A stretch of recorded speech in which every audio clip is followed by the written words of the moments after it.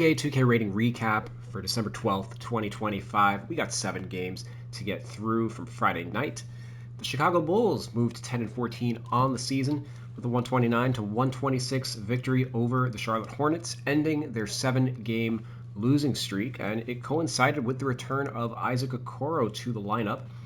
Okoro had 15 points on 7 of 11 from the field. The Bulls are 9 and 7 with him, 3 and 7 without him. So he has been a big factor in their wins and losses this year because he's pretty much the only player who can play a lick of perimeter defense on this team, and you need to get stops in order to win games. Who knew? Josh Giddey led the way with 26 points, 11 assists. Kobe White added 20. And then off the bench, we had Patrick Williams and Jason Collins, both adding 16 points each. Williams doing it on 6 of 8 from the field. Collins, 6 of 7 from the field. Combined 12 of 15 from the field, 5 of 8 from 3. It's going to be difficult for teams to win games if they're giving up that kind of efficiency to these guys on the bench. Worth noting that Vucevic sat out the final 19 minutes of this game. I did get him down to an 82 overall. For whatever reason, 2K still thinks he's a good player for whatever reason.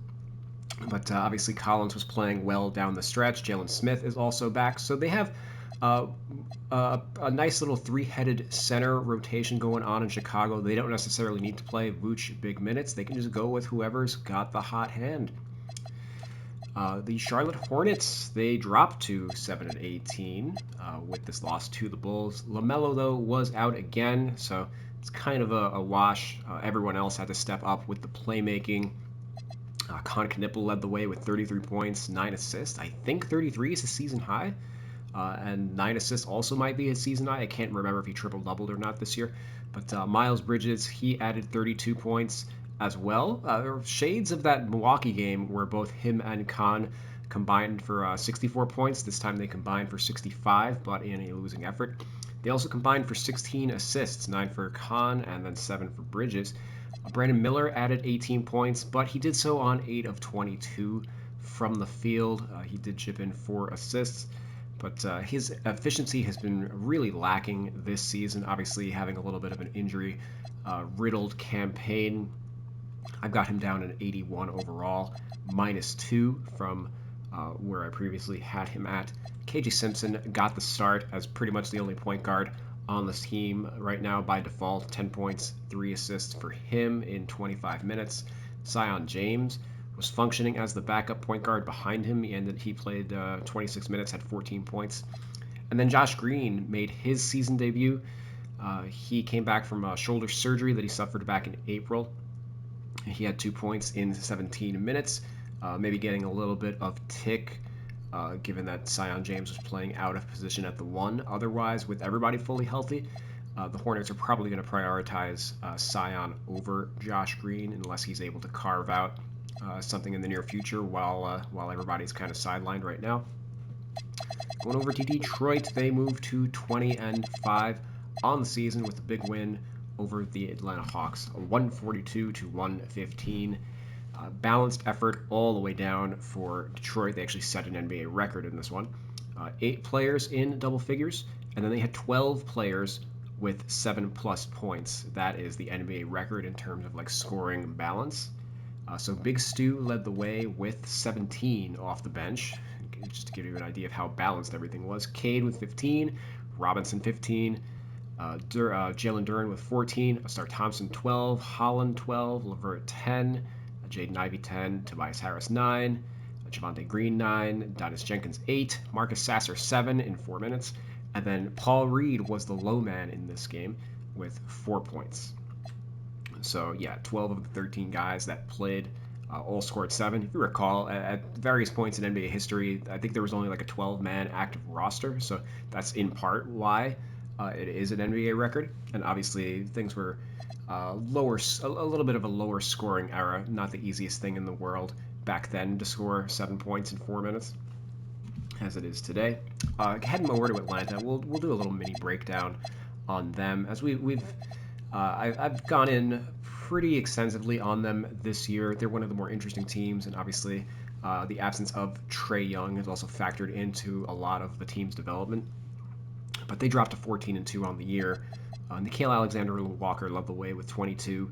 Jalen Johnson had his third consecutive triple-double, his fourth in 6 games. He's got 5 total on the season, so he's picked up his play of late. He had 19, 11, and 12 in this one.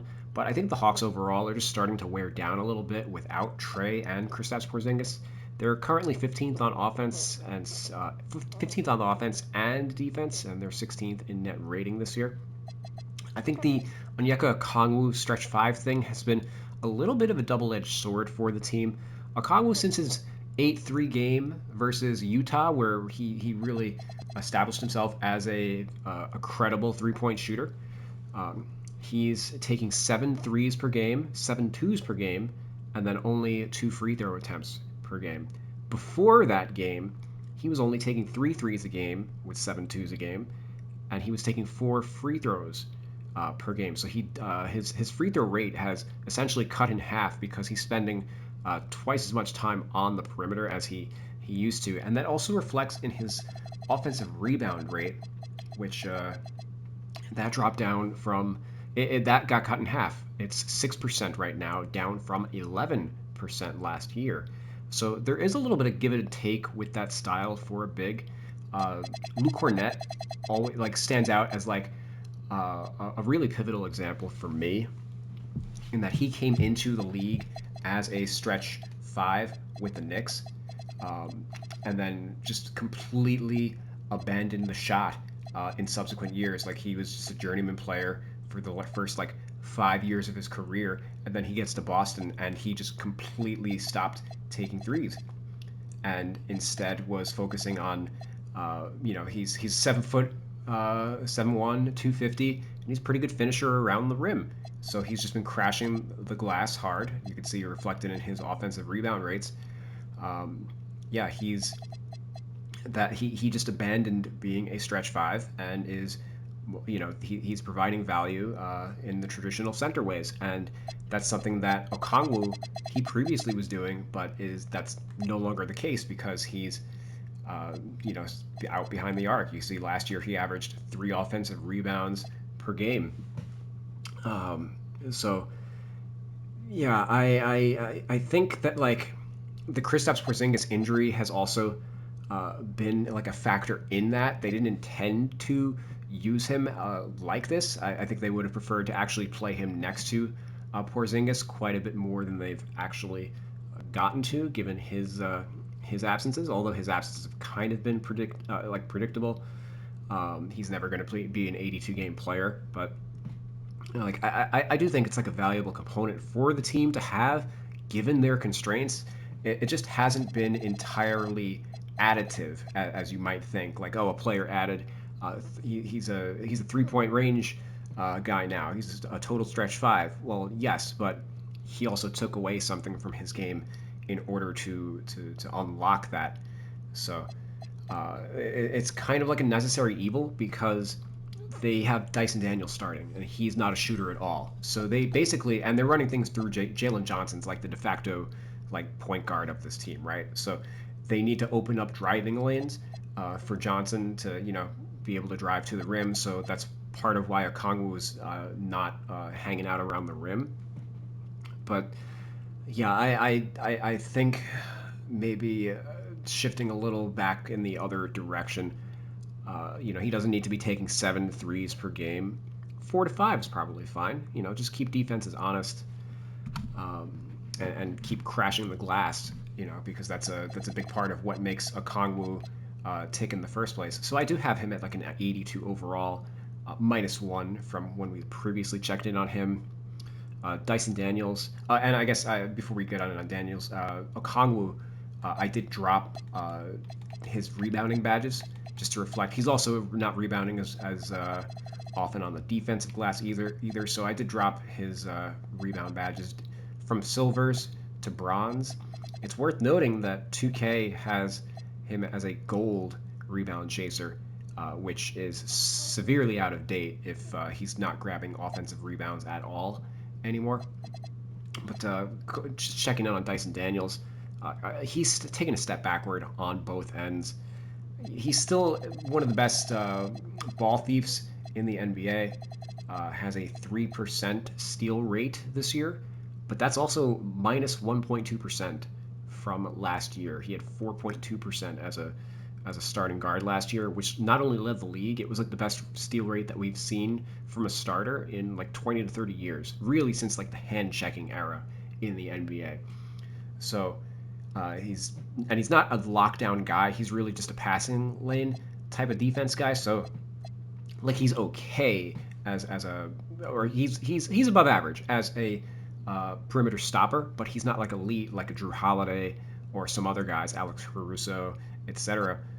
So he's taken a step backward defensively when everybody was hyping him up, and he ended up making most improved player and all defense first team. He was second in defensive player of the year. He's just not having that type of impact on the team this year.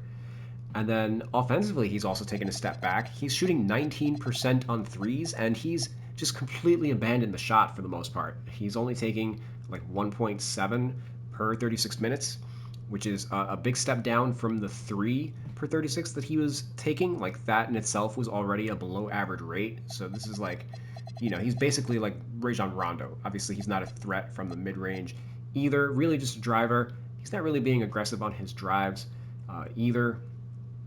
So I think that the absence of Trae Young's definitely hurt him a little bit, especially from the three-point aspect, because he's not getting any catch-and-shoot type opportunities. But, I mean, it's not like he played with Trae Young in New Orleans either, so the fact that his three-point rate has just completely bottomed out, I don't think that's the greatest sign in the world. So we've got -1 for Dyson Daniels. Zachary Risachet, I didn't knock him down yet in overall rating, but he's just not developing at all. The former #1 overall pick, like, what is his strength? He's not like he's not like a lockdown defender or anything. He's just okay. He doesn't grab rebounds. He doesn't really block shots or get steals. And he's not even like a great catch and shoot guy. He's shooting 29% on threes this year. Another guy who's probably needs Trae Young around him to be setting him up for some wide open looks.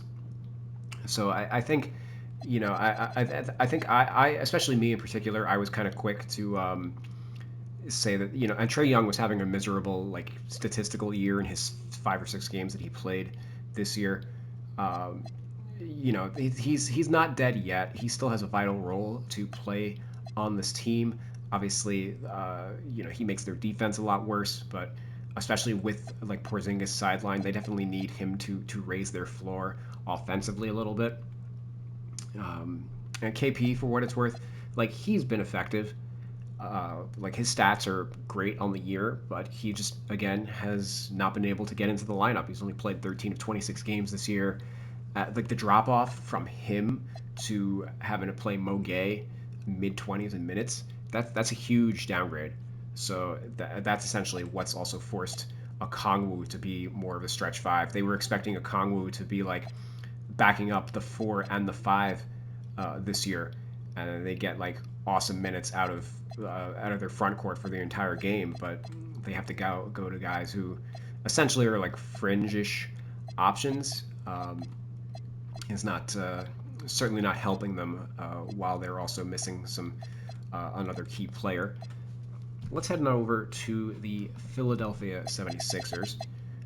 We've done a lot of work on them this year as well. They moved to 14-10 on the year, 115-105 over the Indiana Pacers. Tyrese Maxey actually missed his first game of the year. He was out with an illness, so this time it was Joel Embiid's turn to step up. He responded with a season high 39 points, 12 of 23 from the field, 2 of 8 on threes. So not the most efficient game. 13 of 18 from the free throw line. Not the most efficient game, but shades of the MVP caliber player that he used to be. Old Embiid would have definitely dropped 50 in this game. So they almost got 40 out of him in a diminished state. Cool, fine. 12 of 23 from the field is a lot better than 4 of 21 from the field, which he had in the last game. So no rating change for Embiid. Given those 2 games kind of balance themselves out. Combined, that's 16 of 44 from the field, so medium efficiency. But he also had a great matchup to do it. Obviously, the Pacers are one of the worst. They have one of the worst center. No, they have the worst center tandem in the NBA. So if he was ever going to blow up in a game, it was going to be this one. Um, Paul George, though, with Maxey out, he did a little more playmaking, and he had a very under the radar game. Everybody focusing on the Embiid aspect, but George himself had 23 points, 6 rebounds, 5 assists, doing it against one of his former teams in the Pacers. VJ Edgecombe, he got the start at the point guard, and he had 22 points, 5 assists, played 39 minutes. Jared McCain, even though Maxey was out, still only played 14 minutes. He's just not really figuring in now that they have Quentin Grimes on the team. That was the big difference between McCain as a rookie versus McCain now is they did not have all this depth at the two guard that they do. So he's really just stuck being Maxey's backup, but not even because they still have other guys. Grimes and Edgecombe are versatile enough, and McCain isn't a good enough lead ball handler that they really benefit from playing him big minutes in the absence of someone like Tyrese. So, and Grimes, for what it's worth, with VJ playing 39 minutes, Grimes also played 39 minutes. So, I mean, McCain basically played all the non-Grimes VJ minutes in this one, which came to be only 14. Going over to Indiana, they dropped to 6-19 on the year. Obviously, they're one of the more shorthanded teams in the NBA. Siakam had 20. Andrew Nembhard had 18 and 7. Ben Mathurin, 7 points, 2 of 8 from the field. He's kind of cooled off since a hot start to the year. Jay Huff got another start. He had 13 points, was 0 for 1 from inside of the arc, and then 4 of 11 from 3. So he's pretty much only a 3-point shooter. Much the extreme antithesis of what Luke Cornett, what Luke Cornett used to be with the Knicks. That's basically what Jay Huff is with the Pacers. And then Ethan Thompson, he got another start at the 2. He had 12 points, fouled out in 33 minutes. Quentin Jackson and Cam Jones both were active for this game. They'd been injured for most of the season. Cam Jones, I believe, has not been healthy at all until this game, but both were DNP coaches' decisions in this one, so they didn't figure into the rotation as of yet. We'll see if anything changes, but Garrison Matthews has been locked in as the backup behind Ethan Thompson, as Neesmith and Shepard are both out for at least another month, I want to say. And then I haven't changed Jarris Walker's position, but he's the reason why he's been coming off the bench of late is he's basically the backup 4 on this team to Siakam, since they waived Jeremiah Robinson Earl to make room for Garrison Matthews. So while I haven't changed the position yet, I don't think it's inherently necessary just because they don't have anybody else with that secondary position on the team, and they even don't even he's still their only actual backup small forward. It's just such a weirdly built team. They've had to basically just have a whole bunch of guards on the team due to all the injuries that they've had in the backcourt so far. Let's go on over to Cleveland. Speaking of injuries in the backcourt, they dropped to. I'm sorry, they moved to 15-11. 130 to 126 over the Washington Wizards. Close game for them, but Donovan Mitchell had 48 points, 24 of them in the fourth quarter against the hapless Wizards. Darius Garland mightily struggled in this one, had 18 points, 6 assists, but he was 0 for 11 from 3. He was at least 6 for 6 on 2s, but yeah, this has been a nightmare offensive season for Garland. 27% from 3 on the year, which was he shot 40% last year. Only 48 true shooting percentage. He's just absolutely cratered with his toe issue. I've got him at an 82 overall, -3 from when the last time we checked in on him was, and that's -3 from where 2K's got him at too. I have him as the number 31 point guard in the NBA right now. Last year I had him top 10, and I thought he should have been all NBA. So it's very rare for a player to have in their prime to have this level of drop off. Obviously, a lot of it is most likely due to just his physical limitations right now, but I just can't justify having him in like the upper 80s to like 90 range while he's playing like this. So we do drop Garland quite a bit, and that is emblematic of Cleveland's struggles this year. This time last year they were something like 23-3 or whatever, and now they're down to 15-11. Evan Mobley, for what it's worth, also chipped in 23 points, 13 rebounds, 6 assists in this one. Jarrett Allen still sidelined with his, I believe it's a wrist injury. And then Sam Merrill also still out. Going over to Washington, they dropped 3-20 on the year. Valiant effort for them. They are still without Alex Sarr and a few other guys. CJ McCollum had 27 points, but the big story for them was really Bob Carrington, who had 27 points, 8 assists. He's really appeared to have turned a corner this year. He set his season high in the previous game with 14 points. That in itself was like, wait, what? That's his season high? Because he was a lot better as a rookie this year. He essentially doubled his season high tonight with going from 14 to 27. He's just been absolutely abominable the entire year prior to the last two games. Where the last two games, he's averaging 20.5 points, 8.5 assists, only 2 turnovers. He's shooting 54% from the field, 47% from three. From his first 21 games, he's averaging 6.5 points, 4 assists, doing that in 25 minutes. So he's definitely gotten opportunities. And he's shooting 34% from the field, including 26% not from 3, 26% from 2. So his vaunted mid-range game completely has fallen off this year. I don't have a player rating in for him yet. I'm not like running to go do it because these 2 games that he played are hopefully going to balance things out. He is somebody that I'm monitoring. I would say I probably have like the top 25 starters at each position edited so far. So we are getting into this range of like the bottom 5 starters and like the top 5 to 10 backups. Those are the guys that we're going to be adding to like our rating rotation pool. And Carrington kind of falls into that range, but he's just what a nightmare season up until now. So hopefully he continues it. They definitely need him to play well, given that they have all these absences, especially, I mean, even in the backcourt, they don't have Koulibaly. Trey Johnson made his return after being out with a hip injury, but he was quiet off the bench, 3 points, 1 of 6 from the field in 17 minutes. Worth noting, Alex Sarr, obviously the biggest name out of the lineup right now. Marvin Bagley has been pretty up and down. In this game, he was up. He doubled, 15 points, 13 rebounds, played 33 minutes. But Tristan Vukcevic, 14 points, but was minus 16 in his 15 minutes. He's just not an NBA caliber defender.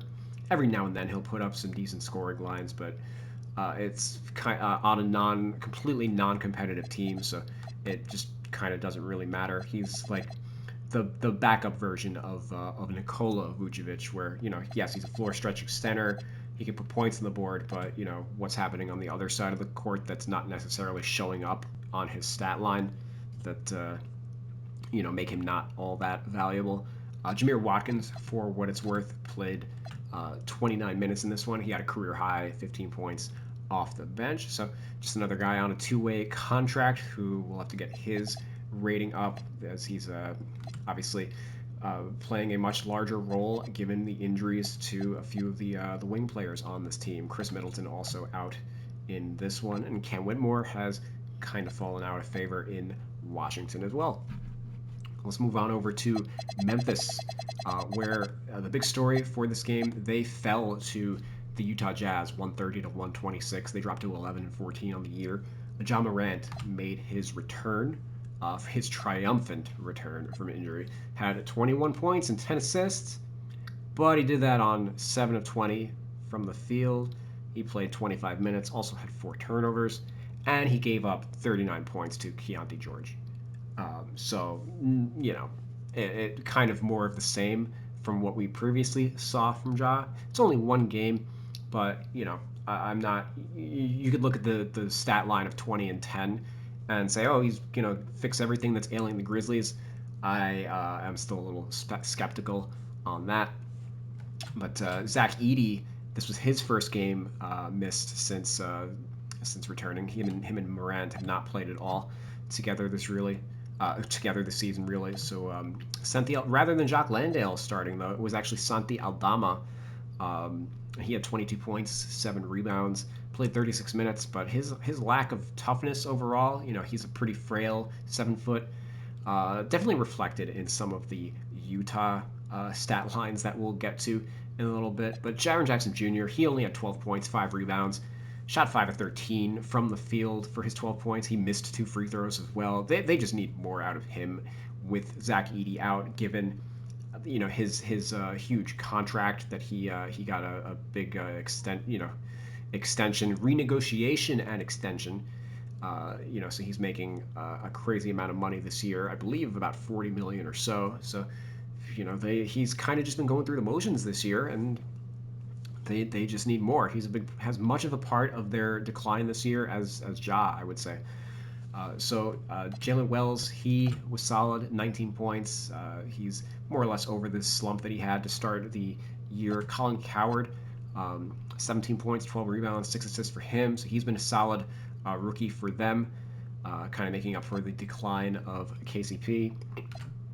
Cam Spencer was the backup for Ja in this one. Off the bench, he had 20 points, 4 assists. He was solid. Vince Williams, though, he had been the starting point guard in Ja's absence. He moved over to small forward in a bench role, and he fell back to earth in a big way. 0 points, 0 assists, 0 for 4 from the field in only 15 minutes. So, sucks for him. I mean, obviously, him being a point guard was always kind of a meme, probably not meant to last. He had some really big assist games.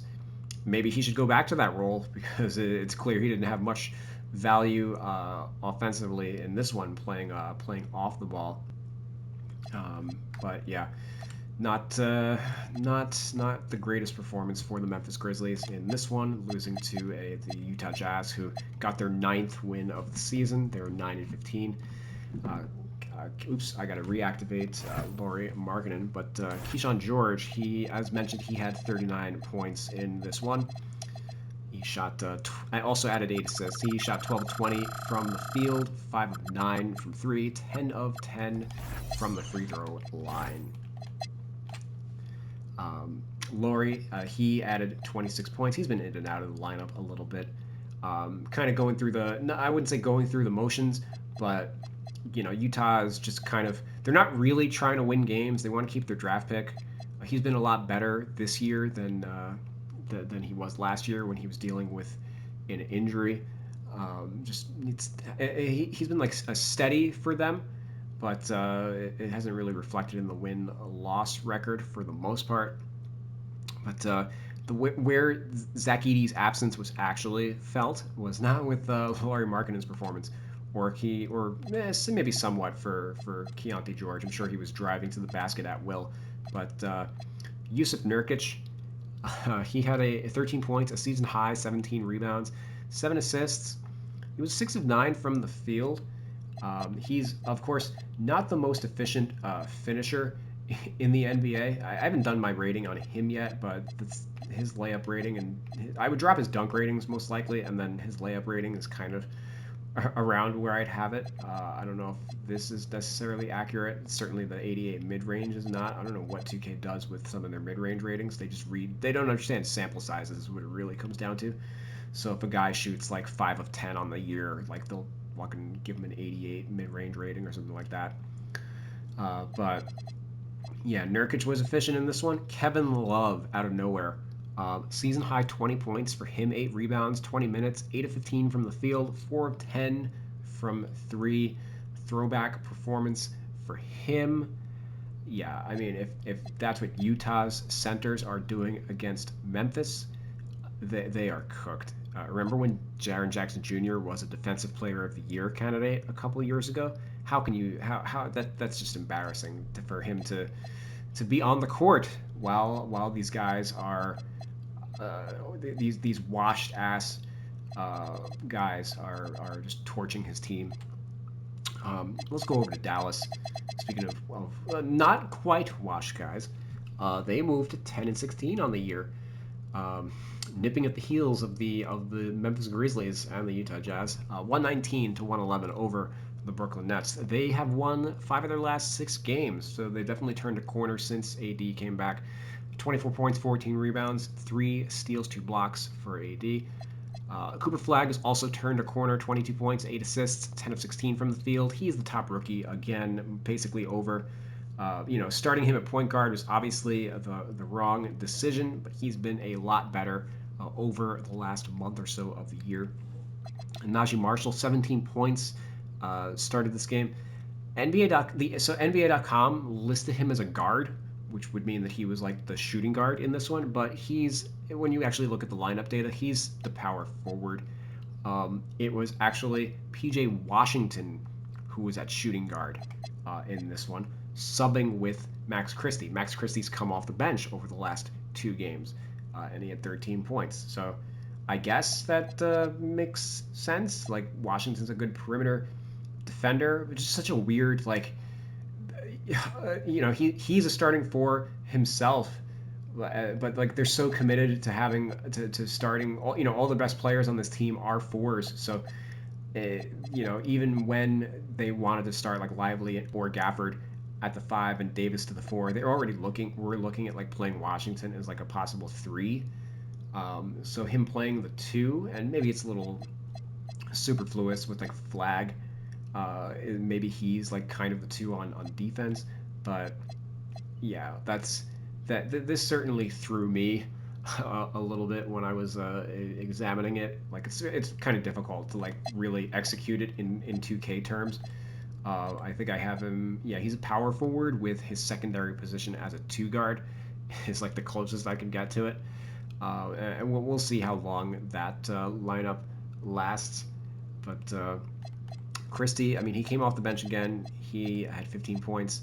It's worth noting that D'Angelo Russell was sidelined in this one. Not that he was playing major minutes in the rotation. Obviously, they don't really care for Jaden Hardy down there. So, we'll see. It's possible that I end up switching Washington's position. It's just like so weird how all over the place some positions are nowadays. Ryan Hemhard, for what it's worth, 0 points, 5 assists, 21 minutes. Has cooled off a little bit now that teams have a little bit of a scouting report on him. Brandon Williams was solid behind him off the bench. And obviously the Brooklyn Nets are not the most competitive team in the world either. Michael Porter Jr. is doing his best to make them so, but they dropped to 6-18 on the year. 34 points for him, 6 threes. Nick Claxton double-double with 14 and 10, with not a ton else from the rest of the team. Danny Wolf, he had 17 points off the bench in 27 minutes. He's averaging 9 points through 10 games, so I got to get a rating in for him. He's probably been their most impressive rookie this year. Yegor Doman had 3 points on 1 of 7 from the field, 1 assist in 18 minutes. So he's been starting, but he has not been effective at all. Other Nets point guards have just been alternating between like spot minutes and the G League. Not the most compelling season to watch over in Brooklyn. They're like kind of one of my lowest priority edits on the year, even though they're like one of 2K's highest priority edits. They've given like badge updates to all the rookies on the team for whatever reason, even though some of them like Powell barely play. Let's go on over to Minnesota. A little bit of a change I have for them. I did switch Anthony Edwards over to point guard. He's basically been the de facto point guard on this team, and have Dante DiVincenzo as like the starting 2 guard, which is his natural position. They really need a point guard so that I can switch Ant back to the 2. But he sat out this game with a foot issue. So they were actually able to beat the Warriors 127-120 without Anthony Edwards in this one. It was also without Mike Conley, who missed his first game of the year this season. He was out with an Achilles issue. So Bones Highland actually got the start, of all people. But he actually suffered a knee contusion 5 minutes into the game. So he only had 3 points and then didn't play in the second half at all. So Terrence Shannon started the second half. He had 9 points in 30 minutes. Rob Dillingham You would think this would mean, clear pathway, a huge opportunity for him, but he kind of didn't do anything with it. 6 points, no assists, played 17 minutes. If Edwards, Conley, and Bones are going to be out of the lineup, like the time is now for the former number 8 overall pick to really put his stamp on this team, or else he might. He probably is going to be playing for somebody else come the trade deadline, as he just has been able to earn tick for a team that probably is a little more competitive than they otherwise thought they were going to be when they traded a couple draft picks to the Spurs to be able to draft him 8th overall. But that's looking like a wasted draft pick at the moment. Julius Randle led the way with 27, 9, and 6. Rudy Gobert with a really big game against a very small Warriors team, 24 points, 14 rebounds. DiVincenzo, revenge game for him, 21 points, played 35 minutes. He was big down the stretch against his former team, the Golden State Warriors. Jaden McDaniels, solid all around, 17, 5, and 5. Yeah, just overall a really good win for the Wolves. On the Warriors side, they dropped to 13 and 13. They've been 500 the entire year. They're like the definition of a 500 team. What is this roster? Is like what I kept asking myself while going through this box score.